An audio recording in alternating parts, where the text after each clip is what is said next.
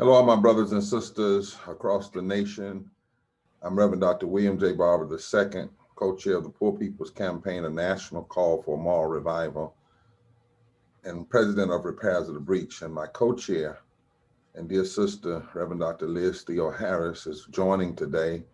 She'll be following me as we attempt to talk to the nation about where we are and the Poor People's Campaign and the work ahead of us. Earlier this year, we talked about how Frederick Douglass said in 1857, in the midst of great trauma to the abolition movement and great attempts to destroy it, he declared that the decisions that were made were monstrous. What the Supreme Court was doing, what the president was doing, what the marshals were doing, what the money, the pen, and the purse, he said, were all organized against him. But then he turned the page and he said, but there's another view, there's another side. And then he concluded by saying, as monstrous as these decisions were, he met them with a cheerful spirit because he knew they did not have the last word. He also said that he knew that maybe these events were necessary links in the chain of events toward preparatory to the downfall of the entire situation. And he said that and didn't even have the right to vote. And people were enslaved. And all year long, we've been saying to people to stay steadfast, remember who we are. Today, as I come here, I remind you of that great psalm that says, wait on the Lord and be of good courage, and God will strengthen your heart. And wait there means to do what we've been assigned to do. Believe that through the work of justice and the work of love and the moral arc of the universe do bend. They do bend toward righteousness. But we have to do like a waiter who waits in a restaurant. We have to keep serving, keep doing the right thing. And we have to do it with courage.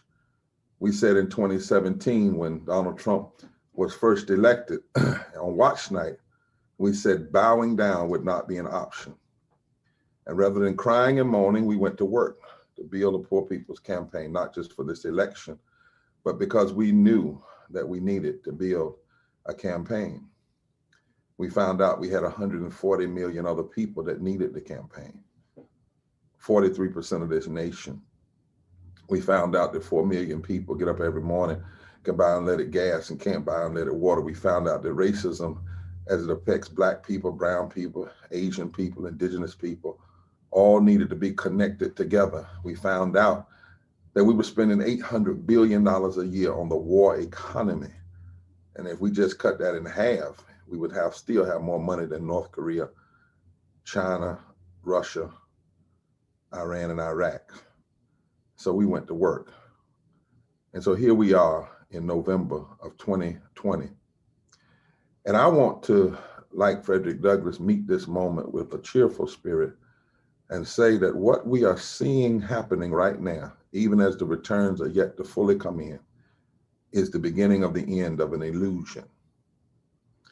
You know, since Donald Trump eked out an electoral college vote in 2016, he has proudly, every time he could, displayed a US map that highlights in red the counties he won, despite losing the national popular vote to Hillary Clinton by more than 3 million votes.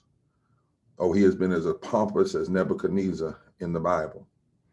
And the point of the map, like a financial statement, he used it for years to apply for credit, to claim legitimacy, to declare he had a mandate to do the extreme things he and his marauding band of politicians and enablers.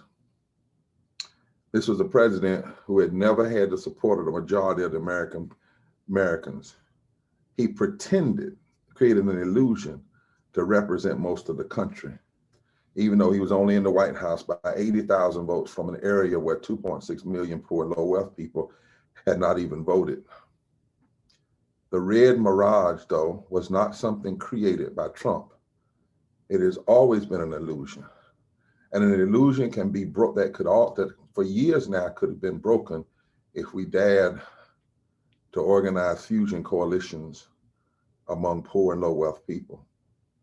And that is our work. In Wisconsin and Michigan and Pennsylvania, Republican legislators fought hard to help Trump maintain this appearance of legitimacy on election night.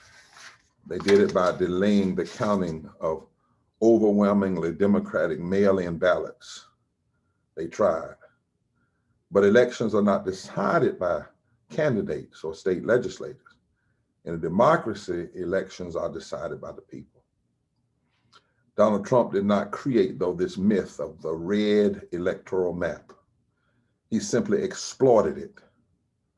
The map was created, the idea was created in 1968, some 52 years ago, when Republican strategists went in to Richard Nixon and declared that the way to win would be to create something called positive polarization, to pit some Americans against their neighbors in so-called battleground states, to deliberately split the country for political gain, especially from Maryland to Nevada, the South, and the so-called Sun Belt. All Trump did was exploit this. All McConnell has done for years have exploited it. Trump's extremism has revealed a larger and more diverse electorate, though, that has the power to reshape priorities in American public life. And this is not so much due to Democrats, because Democrats have sometimes given into the exploitation. They've accepted the illusion, and they've created so-called blue walls. But this movement, we said, it's not a blue wall or a red wall. It's fusion coalitions. It's lifting up poor and low wealth people around an agenda and in a movement who choose to not only vote, but then once they vote, to challenge those in power. So now where are we? More than 72 million Americans have voted this year to repudiate extremism, racism, Trumpism that comes out of extremism, and fusion coalitions from Wisconsin to Pennsylvania to Michigan, North Carolina, and Georgia have demonstrated their power by making races too close to call, even in Arizona and Nevada. These are places where some of them, where just a few years ago, the call would have been easy. We are seeing the beginnings of the complete falling of the Southern strategy. And guess what, Poor People's Campaign? You are right in the middle of it and a major cause of it. Because what we understand now is that from living wages to healthcare to immigration to climate crisis and to really dealing with the issues of racism, voter suppression, police brutality, mass incarceration, these pressing issues we face are not red or blue issues, but they're moral issues, and they're all connected, and they compel us to face who we are as a nation and who we want to be as a nation. And this election has revealed that while the forces of extremist division are strong, because there's always going to be some division between justice and injustice, the first goal of our Constitution is not even unity, it's the establishment of justice, for providing for the common defense, ensuring and promoting the general welfare. And then if you do those things, you can ensure domestic tranquility. But domestic tranquility is not first, justice is first. But the forces of extremism have had this illusion, but fusion coalitions are showing the possibility of a genuine democracy is stronger still. And our task now is to build together an America that works for all of us. So many people are talking about the nation being divided, and it is. When hasn't it been? But it's not evenly divided. That's the point. Extremism has exploited our deep wounds, but it's not evenly divided. That's why even the Constitution, even the flawed electoral college doesn't say you have to get all the electoral college votes. It says 270, which means there's going to be division. But we know that we don't have to exploit the division. We can build fusion coalitions, which is the only way to really heal the nation is to address poverty and systemic racism. If we address poverty, systemic racism, ecological devastation, the war economy, and the false moral narrative, religious nationalism, then that is the key to the healing of the nation. And it will not bring everybody along, but it will bring so many along that they become a force for moving us forward than a force for moving us backwards. And the coronavirus pandemic, as we pray for all those who are suffering, it has not impacted the Americans equally. According to an analysis by the Center for Disease Control, poor people are 3 times as likely to contract COVID-19. Not poor Black people, white, but just poor people. Of course, poor Black people in percentage are more likely, and Latino and Indigenous, but poor people are 3 times more likely to contract. And when they do, and their families are not able to quarantine and skip work. Poverty has not only made the pandemic worse, racism has made it worse, but poverty has fueled our public health crisis, as many service workers have continued to show up for work, even when they suspect they may be infected with the virus because they have no other way to survive. This is the division we ought to be talking about. Not the division between McConnell and Schumer, not the cute division that people want to talk about, can't everybody just get along? No, when injustice is alive. As one of the great writers in our society, James Baldwin, taught us, we can have disagreement until your disagreement suggests my right to exist. We can even have unity unless your unity makes me have to agree. In order to be unified with you, I have to agree that I don't have the right to exist. False unity can never be a cop-out for justice. And addressing poverty and systemic racism is the way to bring domestic tranquility. We have to challenge those forces that would rather not deal with that. We cannot agree with them and unify with them if the price of the unity is not addressing the issue of poverty. In the face of this painful reality, when the poor are being affected more during this pandemic, something's happening. Americans increasingly are supporting policies that address poverty because so many are falling into poverty. Support has increased even among Republicans who have historically been less supportive. Take living wages, for example. 7 in 10 Americans support raising the minimum wage now, according to a recent IPOS poll. Before the pandemic, only 48% of Republicans backed this anti-poverty measure. But in late August, 62% of Republicans said they support raising the minimum wage. So the key to unifying is not just holding hands, not just agreeing to the extremism, but addressing poverty and addressing systemic racism. Universal access to healthcare is another anti-poverty measure that a growing majority of Americans support. Despite the Trump administration's attack on the Affordable Care Act, its expansion of healthcare to 25 million Americans continues to remain popular. Ahead of this year's election, 63% of Americans said the government has a responsibility to make sure everybody has health care. So there's even support for universal health care. That's a 4% increase since last year. So at the very time extremists are trying to give us the illusion that people don't want health care, the people are in a very different place. And that's going to be the key for anybody in leadership. Is not to kowtow to the extremists to try to unify with them, but to unite with the people, particularly poor and low wealth people, and make this democracy work for everybody, because that's the real division we should address. When asked if the government has a responsibility to provide health care for the poor and elderly, even a majority of Republicans agree. That's why our work now is more important than ever, because we are right. Fusion moral coalitions that lift and deal with issues affecting the poor. The 5 core issues we have lifted up are the key to the healing of this nation. They have even been the key to many people turning out to vote. No doubt this election has highlighted deep divisions in our common life. Many of those that have been regularly exploited by the wealthy few. But this is not new. It's not new. This business of let's get back to place of pristine unity, win-win. This is not new. The long story of inequality in America is that race, politics, and cultural wedge issues have been deployed consistently to divide and conquer coalitions of Native, Black, white, brown, and Asian Americans who have pushed this nation to guarantee equal treatment under the law and an economy that works for everyone.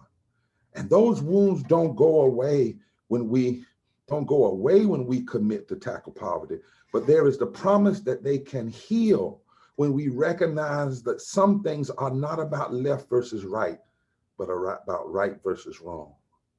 And it is wrong that nearly half the citizens in the richest nation of the world continue to struggle with the ends meet, 140 million and growing. And addressing that is the key to healing America and finishing the illusion of division and polarization. Ending poverty is the moral issue that can and must unite us all. I mean, think about it.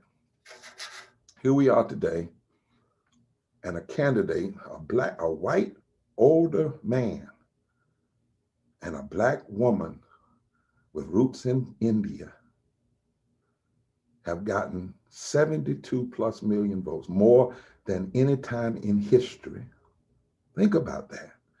In the middle of a pandemic, and they didn't fully embrace the poor people's agenda. That's for us to make. But both of them were at our Congress in 2019 when we lifted up a moral budget and committed to address poverty.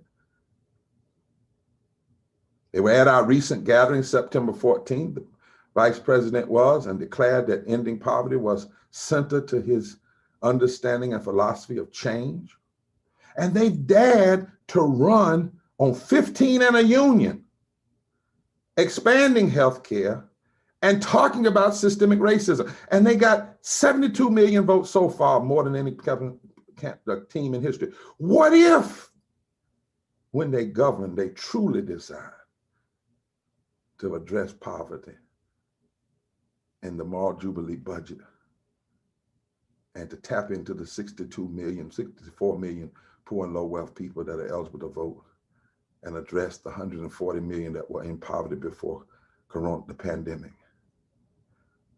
My God, if you can get this many votes just doing 15 in the union, healthcare, and talking about systemic racism, and they would not be there if it was not for movements and the Poor People's Campaign, the Fight 15. No. Be clear about this. And what did we do in this election? We didn't just sit back. We contacted 2 million, 2.3 million. Liz will talk about it more, 2.3 million. We did that. And over 400,000, 20% voted early. And in the states that right now, that's too close to call, we touched 1.5 million poor and low wealth people and said, join the movement and vote. We didn't even invite them to vote for candidates. We invited them to vote for a movement and to look at the candidate through the lens of the movement and vote and look at what we're seeing in Philadelphia, Michigan, and Wisconsin, in Arizona, Nevada, and Georgia, and North Carolina, all places where we, the Poor People's Campaign, went to work. And we did this. We didn't even have our mass Poor People's Assembly Moral March on Washington yet. It's gonna happen. Thousands of people in the street around these issues, yes. We've not even yet pushed our Jubilee Justice agenda in state houses and the United States Congress. That's to come. And already we're showing the nation the way. You want to be healed? You got to address poverty, systemic poverty, racism, ecological devastation, the war economy. Now, some are saying, well, because the Senate may have stayed the same, and some are saying the politicians aren't going to do this. Let me tell you, don't forget, we're in the middle of a pandemic. People are hurting. We might not hear it right now because of the election, but people are dying, still dying, 1,000 a day, dying, 100,000 getting infected. And the people are not going to stand for that. They're not going to stand for a new administration. I don't care what their party is. not addressing these issues. So the politicians don't get to act on us, because we're not going to merely be spectators. We are participants. So all the talking heads are saying, oh, it's going to be this and they're going to do this. They're looking backwards. They're not looking forward. They're not looking at what the movement is going to do. People took time to vote. Now that they voted, when this comes in, people are going to be engaged, because we're not going to let Congress people sit up in the United States Congress with health care and protection and living wages, and people not have the same thing. Don't you forget, my brothers and sisters, that we are called to be a movement. Not just to be in an election, but to be a movement. But because you moved in this election, you are seeing in front of you the ending of the illusion, the beginnings of it, the very beginnings of a third reconstruction. And that's your work. Now we got to stay at it. We got to keep building fusing coalitions, Even the closeness of the races in the South, if they don't turn out exactly like some would like, the closeness is a sign of the ending of the illusion. That's why we got to keep organizing, keep moving, keep fighting. And remember, we are not of those who shrink back unto destruction, but we are those who persevere unto the salvation of the soul. Faith is the substance of things hoped for and the evidence of things not seen. So my brothers and sisters in the Poor People's Campaign, a national call for moral revival, and to all of you across the nation who are listening, we know the answer to the healing. Address poverty, address systemic racism, address ecological devastation, the war economy. And we may not end all of the divisions, but healing can come in this nation, because if justice comes, healing is present. If promoting the general welfare comes, healing is present.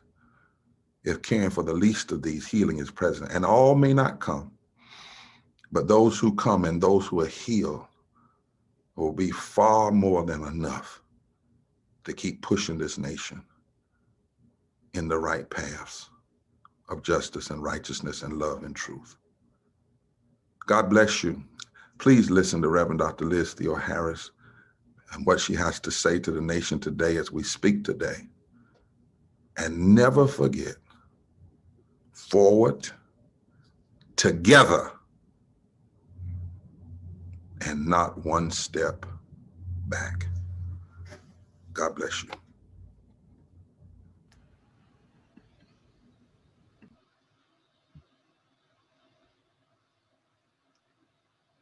Good afternoon. Thank you for joining us. Thank you for being a part of this movement. And thank you for joining this movement right now, if you're new. As we heard from Reverend Barber, we know that the fight continues. We know that we have to fight for the heart and soul of our democracy. We have no intention of standing down, no matter who is in every line of office come January. Indeed, it's our responsibility to mobilize and organize, register and educate people for a movement, a massive fusion movement that can unite and excite people to win healthcare and living wages and equitable education, to turn our war economy into a peace economy. As Reverend Barber opened, we come you before you today, knowing that 250,000 people die every year because of poverty. People of all races and creeds and colors. And then now we have nearly 250,000 people who have died from a pandemic, disproportionately poor people and people of color, the vast majority who didn't have to die, but died because of ineptitude and negligence of the administration. In a nation that boasts of being the wealthiest country in the world, we have more than half of children living in food insecure homes. And this pandemic has made this hunger, this poverty, job loss, eviction, the suffering of children even worse. We know in Lowndes County, Alabama, families have raw sewage in their yards and mold in their homes. We know in Oak Flats, Arizona, native grave sites have been desecrated and indigenous families are being pushed out. We know in Grays Harbor, Washington, homeless encampments of millennials are being attacked by police, by militia groups. And we know that in states all over the country, people are burying their loved ones because of a lack of health care. We have an ongoing pandemic, an ongoing economic crisis in the midst of this political crisis that we're in right now. And that the only response to all of this is to build the power of 140 million poor and low-income people. We also know that we're having an impact. What the Poor People's Campaign pulled off in the past weeks, in the past months, years, is absolutely tremendous. We reached out to and connected with 2.3 million poor and low-income people in states all across the country. We know that hundreds and hundreds of thousands of those people, perhaps even more, participated in this election when many of them have not voted for maybe 12 years. We know that this happened in key states where their uptake in voting matters and has helped determine election outcomes already that we've seen over the past couple of days. We had poll monitors at hundreds of polling places, including places that have not seen poll monitors in decades. As Reverend Barber mentioned, we raised the issues of systemic racism and poverty, ecological devastation, militarism, and the war economy, and the false moral narrative of Christian nationalism. In our national narrative, we compelled candidates to start taking up these injustices. And where candidates did, people responded. The exit polls on what voters want show that when the needs and demands of 140 million poor and low-income people are put on the agenda, the people respond. In Florida, raising the minimum wage and voting for low-wage workers to get a union got more votes than either Biden or Trump. And Biden and Harris got more votes than any presidential candidate in history. This from a candidate who ran on $15 and a union expanding healthcare, saying, in fact, and we will hold folks to it, that ending poverty is a theory of change. Can we even imagine how many votes such candidates could get if the full, bold, visionary demands of our moral platform to heal and transform the nation, our Jubilee policy platform, were being raised? When we frame, when we fight for these issues, we can break through. This is what we have been saying, and this is what we showed even in this election.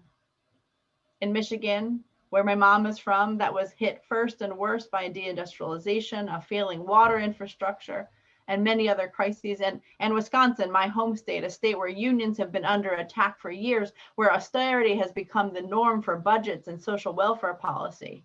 We saw that poor and low-income people directly impacted by racism and poverty, were able to turn out in large numbers and vote for life rather than death. We know that folks want health care, want the decriminalization of our communities, want social programs that lift from the bottom. We know that we need to ensure that when a vaccine is finally developed for the coronavirus, it's free and accessible to everyone. We need to curb this pandemic, and we need to pass a just stimulus. And we, in the Poor People's Campaign in our 45 states across the country, will stay focused on these issues and injustices until we have all, that everybody that everybody needs to thrive and not just barely survive. The Poor People's Campaign has been sounding the alarm on voter suppression from way before this election. And to understand this election, we must continue to raise the alarm about voter suppression and an impoverished democracy. As we need to recognize this was the second presidential election without the full protection of the Voting Rights Act. In states across the country, we saw closed polling places, voter intimidation, lack of accessibility, poll taxes, disenfranchisement of those with criminal justice records. Despite that, people stood in long lines, fought hard and strong to defend the Postal Service, were determined to make their voice heard, made their own signs to ensure that voters knew where to go, provided snacks and sustenance, and made sure that every vote counts. And Reverend Barber has suggested, and this is the truth, that Trump's failure to address the pandemic, to become a super spreader himself, spreading death and illness, especially once he learned that this virus has become disproportionately impacting poor and Black and Latino and Native people, is yet another form of voter suppression. Candidates not loudly or boldly calling for the needs and demands of the 140 million poor and low income, the 64 million low income eligible voters, not hearing their name, not hearing their condition, is a form of voter suppression.